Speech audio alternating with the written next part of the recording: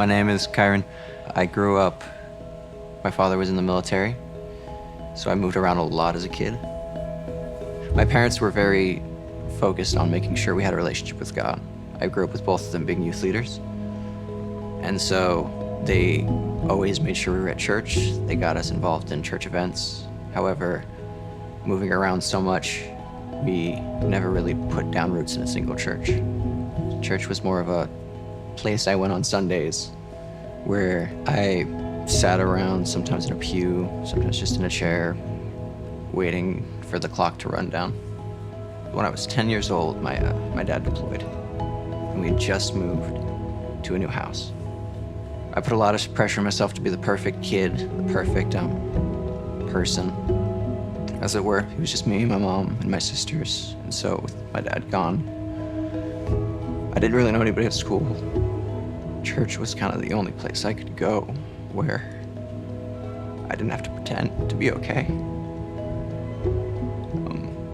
Sorry.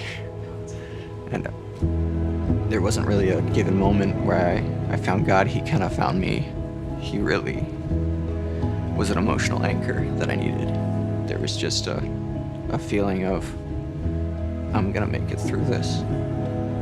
I went off to college. I wasn't really moving forward in my relationship with God. I was kind of just holding on to what I already knew. During orientation, I met a friend, and he and I actually kept running into each other even after I started going to that college. And I remember hanging out with him one day, and he had to leave early because he had a brunch the next morning at one of the Christian organizations on campus. And he invited me. I ended up going, and I very much grew up in a sense where devotion to God meant distance from people. So it was the first time I experienced people being close and caring while also worshiping. It's the first time my heart was really on fire for God. I always joked that I'd get baptized when they got a big enough pool for me. The week before baptism, I was still unsure of the idea, and Jason actually gave a sermon where he touched on it and the importance of showing the body of believers that you're a part of, your dedication to God, but then also showing it to yourself. And so that's when I already made the decision.